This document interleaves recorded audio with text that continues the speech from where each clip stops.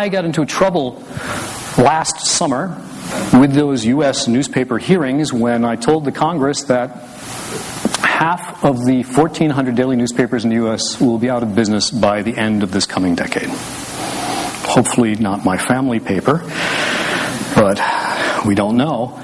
But I thought I was going out on a limb here and predicting this dire a problem over the next 10 years. In fact, the dean of my school said, "Do you really want to be quoted as saying that? You know, particularly since we receive endowments from some of these companies." And I felt a little better when 6 months later somebody asked the chairman and publisher of the New York Times to comment on it, and he said I was wrong. He said it'll be in 5 years. So these are how this issue of gravitation and surplus of information is reshaping the oldest of the information industries, newspapers. And it's tragic to a degree. The Bureau of Labor Statistics in my country says that in 2008, 40,000 U.S. reporters were put out of work. A country of 310 million people, but 40,000 and 60,000 last year. 100,000 journalists were unemployed last year because of these failures of media companies, which is kind of odd because we have record enrollment in the newspaper department in my university, in most universities. There seems to be no correlation between the students coming in and actually the job market to a degree. But think of this, because if the average reporter, and I don't know how hard you work the reporters here at SBH, were to do arguably 8 stories a month, which is a pretty easy workload. They probably do a lot more than that. But just 8. That means that in my country, 800,000 stories a month aren't being reported. Almost 10 million stories aren't being reported that would have been reported 2 years ago. And some of those stories, you can bet, are scandals, pollution, tragedies. It's a tragedy for my country and other countries that this is going on. And again, I'm saying this is happening in Germany, France, the UK, Canada, Australia, these problems, because we haven't come up with a good business model to make the difference here. By the way, there's a slide I don't have here, which I probably should have put in, which is that somebody tell me what the circulation cost for a year's subscription to the Straits Times is. How much does a subscription home delivery cost? About 300? Okay. Actually, let me give you the figures for the New York Times on this. New York Times, to subscribe to it 7 days a week, is $868 US per year. And that newspaper actually 2 years ago earned $1 billion in advertising with 1 million subscribers, which basically means, if you do the math quickly, before I move on here, that every print subscriber to that newspaper brings that newspaper in direct income, $868 a year, plus roughly $1,000 a year indirectly in advertising revenue. Yet online, the New York Times makes about $30 per year per user. So they may have 17 million users, but at $30 a year, because they're not charging for anything online, and they don't have big advertising revenue, versus $1,800 a year, it basically means that for every print subscriber they use, they have to find 50 online users to make up the difference. And those numbers, by the way, don't work, even in a country as populous as mine. So there's a problem here. And in many countries, not here in Singapore, thankfully, but we may be entering not a dark age, but certainly a gray age for the next several years as we try and work out these problems of how to make money as people are starting to move and gravitate to different media. Some of these other things, because I'm running a little slow here in time. Transitional effects. What's the value of content? Because certainly it's very hard to charge people online what you could charge them in print. In print, if they want it in that format, you could probably charge them $1 a day, but they're not going to pay that same amount if they have access to every newspaper in the world. The objective value isn't there. Plus, if you put it online and have access to all this other information, and this actually, by the way, is the local paper in the town where I teach, in Syracuse, New York, and it does international, national, and regional and local news, but you can bet on their website nobody is going to their website for international news. Not when they have access to the New York Times, BBC, all these other ones. So online, everything becomes unpackaged, and what's valuable to it is just its local core attribute, in this case, local news. So this is another problem with charging for the things. When you put it online, people are only going to use it for its core competency, which may be much less than traditionally it was packaged as.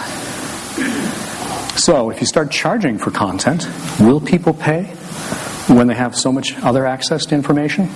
Probably not. Control shifts also. It used to be the publishers and broadcasters decided when the content went out, how it was packaged. Well, if you want this, you also have to pay for that. But that's changed in terms of, shared control. Consumers don't have total control, but they certainly share it to a degree with people. We're having to provide information on demand nowadays to multiple devices, when people want it. It's changed a large part of our business. They demand it in multimedia. They demand it in multiple packages. And, of course, their attention span shrinks to a degree.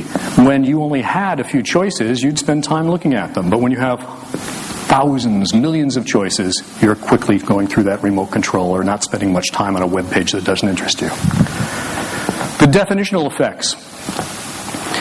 I'll do this quickly. What is a story? Nowadays, if somebody crash lands a plane in the Hudson River, or you hear an explosion, people want to know what's going on, even if the reporters don't totally know what the story is. In the old day, you'd wait, get the whole story, publish it in that morning's paper, or in the newscast at whatever time, 6 o'clock or noon or whatever. People want the information now, and they may want it in piecemeal form, where it's not together. It's not all there. What's local? What's community? Consumer-generated content. People are starting to refine what is local. To a publisher and a broadcaster, local was the city, the postal code, the political district. But many people now want information that's much more local than what traditionally we have given them. It might be their neighborhood plus the neighborhood they work in, and maybe the commute in between. Discontiguous or hyper-local. They have more control. They'll go someplace else if they can't get it from you. If somebody gives them this, they'll be more interested. It changes the definitions of what is local. Also, what's community? Community used to be based on physical locations, but now I'm sure many of you have people you communicate with online where it's based on a shared interest or hobby or group, or people you've maybe even never met. Actually, I have several people I'm hoping to meet later today, some of whom might be in the audience here, I have been communicating with for years professionally who I've never met. But they're friends of mine, because we're on various interest groups and professional forums. So it can be based on interests, something of that sort, or virtual locations to a large degree. The definition of community has certainly changed. Consumer-generated content. These terms Web 1 and Web 2. One of the major changes that have gone on is that if you look at these, they're basically geology. That's another subject I wasn't very good in school at. But they're historic periods. It used to be up from 1991, 92 to 2001. It was very hard to put information online. You needed technical training, you needed IT people, you needed expensive software. But eventually the costs of that software, costs of that technology reduced to the point where it was no longer large organizations like media companies or governments or universities putting in things online, but soon anybody could start putting information online. The result is things like YouTube, MySpace, Twitter. Anybody can become a publisher or a broadcaster to a large degree. And that's certainly changed the fabric of our media industries. Media itself. People are becoming contributors to content. How do we use this? How do we operate it?